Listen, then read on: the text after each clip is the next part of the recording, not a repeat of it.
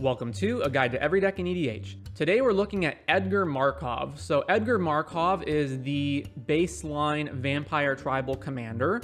This is a 6-mana Mardu creature, although don't pay any attention to that because we've got Eminence. Whenever you cast another vampire spell, if Edgar Markov is in the command zone or on the battlefield, but in the command zone, create a 1/1 black vampire creature token. And then he has a bunch of other abilities which don't matter because we're almost never going to cast Edgar. We're just going to have him in the command zone to get this free vampire token ability. So whenever you cast another vampire spell, make a 1/1 vampire. So right away, this means two things. Obviously, we want to be playing a bunch of vampires so that we can get the free tokens. And secondly, because we're making free tokens with our spells, this screams combo potential. So first things first, of course, card draw. What EDH deck would be complete without it? We've got the typical stuff like Citadel, Esper Sentinel, Necropotence. Skull Clamp is extremely good in this deck because we're making a bunch of free 1/1 tokens that we can clamp. Then we also have our vampire draw spells. So Champion of Dusk, ATB, you draw X cards and lose X life, where X is the number of vampires you control. At minimum, this is going to draw you 2 cards since casting it will trigger the Edgar to make another vampire token. And if you've got more vampires after that, you can draw even more cards. Dusk Legion Duelist, whenever 1 or more +1 counters are put on Dusk Legion Duelist, draw a card. This ability triggers only once each turn. We do have ways of putting counters on it. And Welcoming Vampire, whenever 1 or more other creatures with power 2 or less enter the battlefield under your control, draw a card. This ability triggers only once each turn. Do note that this doesn't trigger from casting itself off of Edgar because you get the vampire token on cast before this is actually on the field. And then we have some other black spells that are going to draw us a lot of cards. So Stinging Study, you draw X cards and you lose X life, where X is the mana value of a commander you own on the battlefield or in the command zone. So 6 cards because of Edgar. And then we've got Pact of the Serpent. Choose a creature type. Target player draws X cards and loses X life, where X is the number of creatures they control of the chosen type. So you're always going to choose Vampire. And depending on how many vampires you have, you're going to draw that many cards. It's the black version of Distant Melody, but even cheaper. We've got a lot of combos. We're going to ignore that for right now. Counter spells. So we're in Mardu colors, so we don't have too many ways of countering our opponent's spells or protecting stuff, but we do have, of course, the Red Blast, Tybalt's Trickery, and Burnout, which is basically Dispel for blue spells. Dark Ritual, but we don't actually need Jeweled Lotus because we're not actually intending to ever cast Edgar. Then we've got various Mardu lands, not much to see here. Although I guess the one thing to point out is we've got Cabal Coffers Urborg. Then a bunch of ramp spells. Again, nothing really much to say about this. We've got Patriarch's Bidding. Each player chooses a creature type. Each player returns all creature cards of a type chosen this way from the graveyard to the battlefield. So if you had a bunch of vampires that died for whatever reason, you can bring them all back with Patriarch's Bidding. And then since we're in white, of course, why not play some stacks cards along with black as well? So Deafening Silence to stop Storm, Drannith Magistrate, obviously, Opposition Agent to shut off Searching, and Drana and Linvala to shut off activated abilities of opponent's creatures. We could play more stacks pieces than this. Obviously, adjust the deck as you want according to your metagame. Then we've got some sweepers. So Fire Covenant is pretty much going to be a staple in every single Rakdos deck. Deal X damage divided any way you choose among any number of target creatures, where X is the amount of life you pay. So you can pay any amount of life and then spread out damage as you want. We've got Olivia's Wrath, 5 mana. Each non-vampire creature gets -X, where X is the number of vampires you control, so an asymmetrical Wrath, depending on how many vampires we have.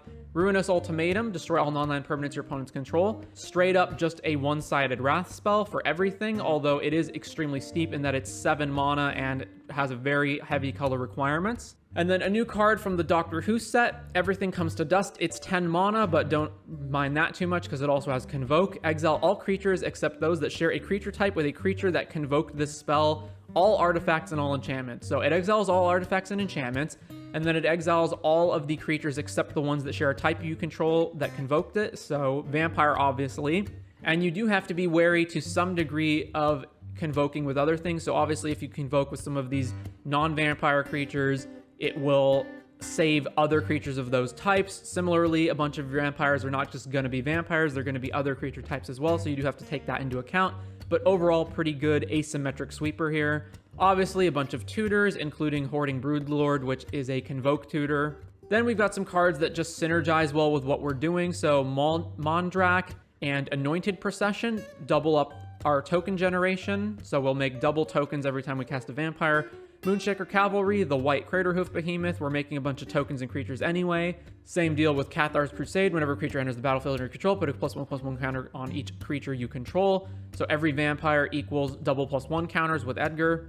Then we've got Descendant's Fury. Whenever one or more creatures you control deal combat damage to a player, you may sacrifice one of them. If you do, reveal cards from the top of your library until you reveal a creature card that shares a creature type with the sacrificed creature. Put that card onto the battlefield and the rest on the bottom of your library. Obviously, this is going to be pretty easy to use because we're making a bunch of 1/1 vampire tokens anyway that we don't really mind sacrificing.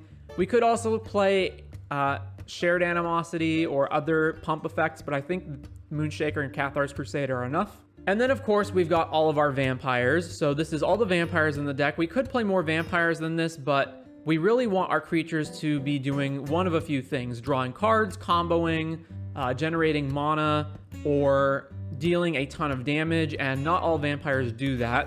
So to go through them very quickly, a lot of these vampires are going to just be combo pieces, so I'll skip those for now. But specifically, we've got Captivating Vampire. Other vampires you control get +1, and tap 5 untapped vampires you control gain control of target creature. It becomes a vampire in addition to its other types. So one thing, first of all, we've got a bunch of vampire tokens because of Edgar, so it's not going to be too difficult to generate the 5 vampires that we need. Secondly, this effect is permanent. It doesn't go away when you lose control of Captivating Vampire. Then we got Cordial Vampire. Whenever Cordial Vampire or another creature dies, put a +1 counter on each vampire you control. So first of all, this isn't just creatures you control, it's all creatures. So if your opponents have creatures that die, you will also get the +1 counters. And we do have ways of sacking our guys, for example, with Skull Clamp. So that's another way to just put a bunch of counters on stuff. Those counters are, of course, going to synergize with Dusk Legion Duelist. This also combos off with Cathar's Crusade.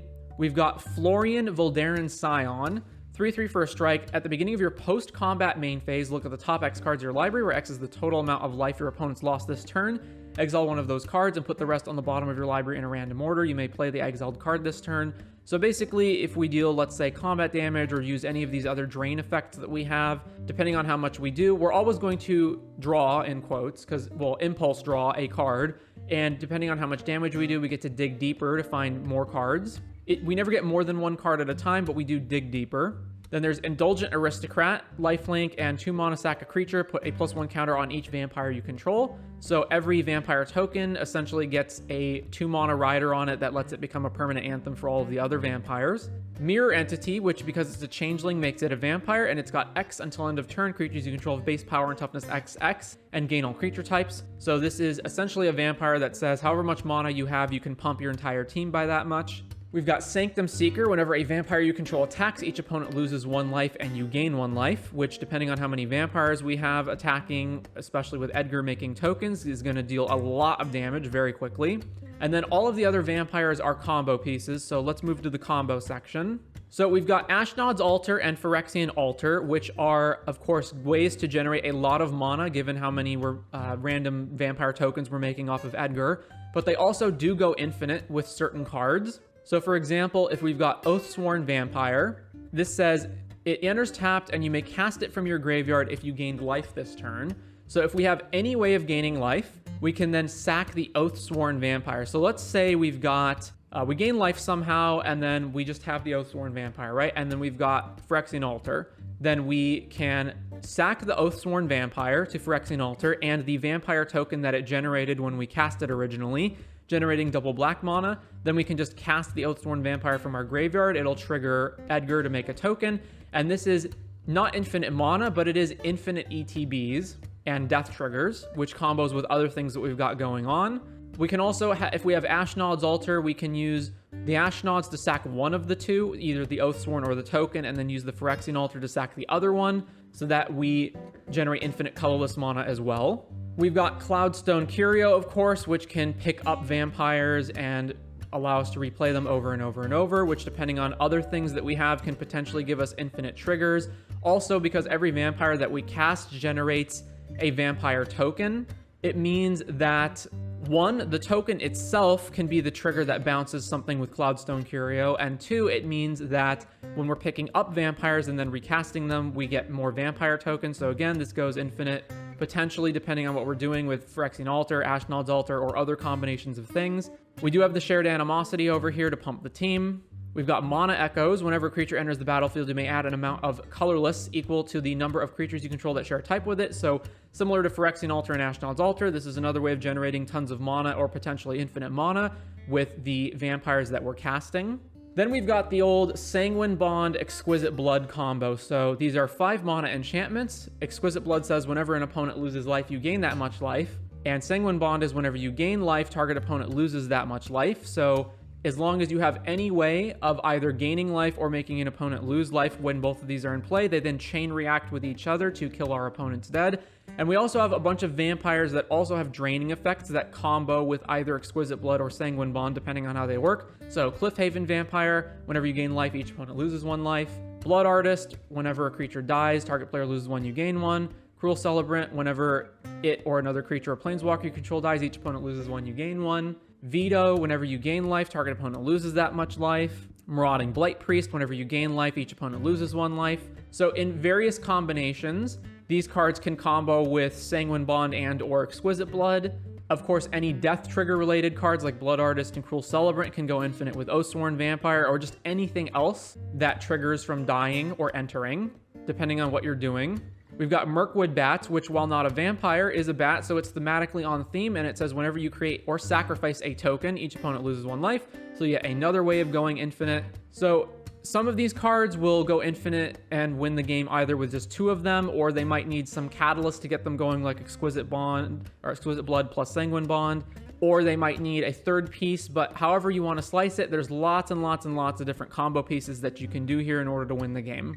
So you can play Edgar in one of 2 ways. One is obviously assembling one of these combos to win the game. The other is just having a straight up value game plan where you just make a bunch of vampires and then kill your opponent with either superior card advantage from the card draw spells, or you can just kill your opponent by generating a superior board to them and then winning via Mirror Entity or Sanctum Seeker or Moonshaker or Cathar's Crusade or Shared Animosity.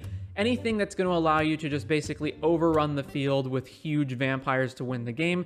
You also have secondary win conditions that are not exactly going to win you the game, but can basically put you in a position to win, such as stealing all of your opponent's creatures with Captivating Vampire, staxing the opponent out with the stacks pieces. You can potentially shut down what they're doing with these cards, killing all of your opponent's stuff with sweepers while leaving your own stuff unmolested. So lots of different ways to do things, although primarily you're usually going to want to assemble one of these combos. And that is Edgar Markov.